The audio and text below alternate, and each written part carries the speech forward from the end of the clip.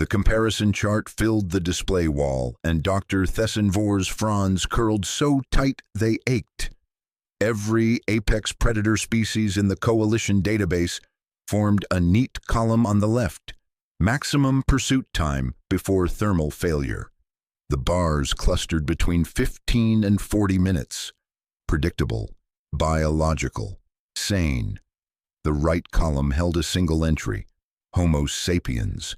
The bar extended past the chart's edge, past the display boundary. The system had simply stopped rendering it.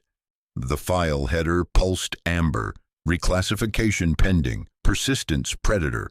Somewhere in this galaxy there's a species that runs until its prey's heart stops from the heat. If you want to know how they do it and what it means, subscribe and stay close because this story is just getting started. Still sweating, he'd said that morning, jogging past her lab window. Casual, unbothered. A towel draped around his neck like it meant nothing. She'd marked the moisture as possible illness, scheduled a scan. Standard procedure for a species still awaiting full biological classification.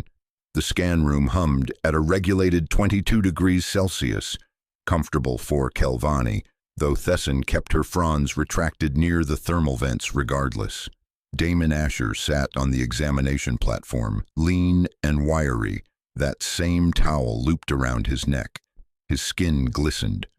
"Sorry about the mess," he said, gesturing vaguely at himself. "Morning run? 5 kilometers around the corridor loop."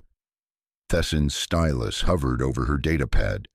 "You do this daily?" "Since college, cross-country," he shrugged. "Habit." She noted the moisture output. 0.8 liters lost in 30 minutes. Her diagnostic flagged it immediately. Potential glandular failure, recommend extended observation. Any Kelvani losing fluid at that rate would be in critical condition. The human was making small talk. The deep tissue scan rendered across her display. Thesson's fronds twitched. 2.4 million. The count populated across the body map like stars igniting.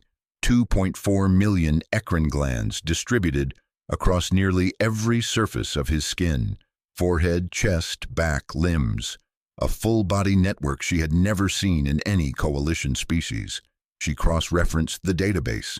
Mammals typically concentrated heat exchange in localized patches, tongue, ears, paw pads. Reptilian species panted or sought shade.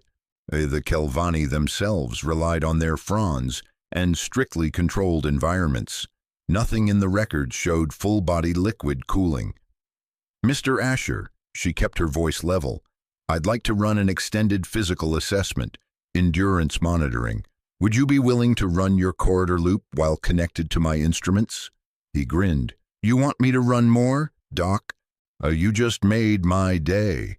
The station's environmental systems logged the corridor temperature at 28 degrees Celsius, 6 degrees below Thesson's thermal tolerance threshold. She monitored from the observation point, fronds half extended to vent her own building heat while Damon's biosigns streamed across her screens. 1 hour. His core temperature held at 37.1 degrees Celsius. His skin continued producing moisture, evaporating, cooling, cycling. 2 hours. Variance, 0.2%. Every Kelvani comparison species in her database had collapsed from thermal failure within 40 minutes at sustained output. Damon's heart rate remained elevated but stable. His breathing had deepened but not labored. If you're wondering how far this goes, how long a human can keep moving, subscribe. Tomorrow's story might just answer that question. 3 hours, 37.1 degrees Celsius. Variance, 0.3%. Thesson pulled the ancestral Earth data, searched for the term her instruments kept suggesting. Persistence hunting. The files were old, fragmented, translated from early human ethnographic records. The images showed humans, not running fast, not armed with technology, simply following, walking, jogging for hours, for entire days. tracking hoofprints and heat signatures while their prey sprinted, rested, sprinted again. Each burst depleting reserves that couldn't recover. The prey died standing up. Hearts failed from temperatures their bodies couldn't shed. The humans arrived minutes later. He barely winded. Thessen's fronds curled tight against her temples. Damon rounded the corner for what had to be the 40th time. He slowed, spotted her instruments, and stopped. The towel came up, wiped his forehead, draped back around his neck. "Sorry," he said, breathing only slightly elevated. "Am I messing up your readings? I can shower first next time." She ran the calculations 3 times, changed the variables, assumed measurement error. The numbers held. At Damon's observed pace and thermoregulation efficiency, theoretical pursuit limit before thermal failure, none. The system returned an error code she'd never seen. Value exceeds biological parameters. His body dumped heat faster than sustained exertion produced it.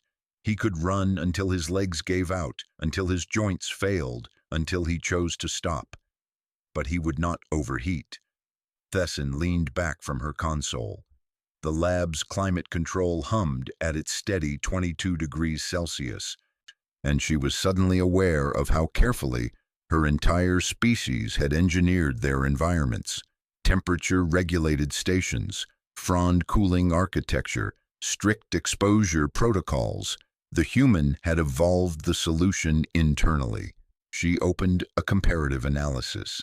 Every apex predator in coalition space, the Vorax stalkers, the Kethri pack hunters, the Morvassian ambush specialists, all of them relied on explosive speed, overwhelming force, or environmental advantage. Now all of them faced the same biological wall. Sustained exertion generated heat. Heat accumulated, systems failed. Humans had found another way, not faster, not stronger, patient.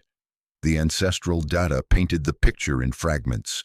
A wounded antelope sprinting away, the human following at a jog. The antelope resting, panting, unable to shed heat through its limited sweat glands. The human arriving, the antelope bolting again, repeat, repeat, repeat. The hours passing under an African sun until the prey simply stopped, stood trembling in the dust, waited for the end. The human would arrive minutes later, barely winded, and the hunt would be over. Not because humans were the fastest, because everything else eventually stopped. Thessen's fronds had not uncurled since the 3rd hour of Damon's run.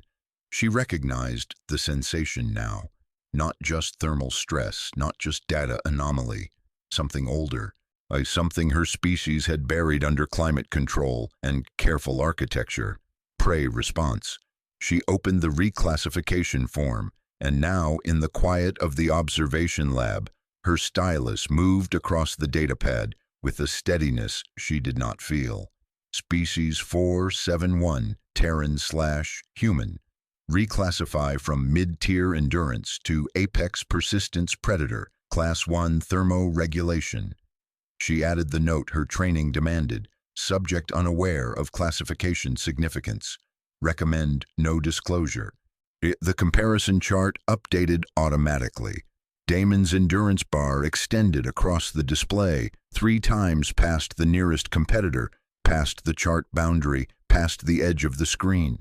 The system simply stopped trying to render it. Every other species clustered in their 15 to 40-minute range like a bell curve of biological normalcy. The human entry looked like an error. It wasn't. The next morning, Damon jogged past her lab window. He slowed when he saw her watching, raised a hand, smiled the easy smile of a species that had never needed to fear pursuit. The towel hung around his neck, damp, unremarkable, a simple gym habit. Thessen watched him go. Her instruments sat dormant on the console behind her, the reclassification filed, the data archived, the truth quietly recorded where humans would never think to look.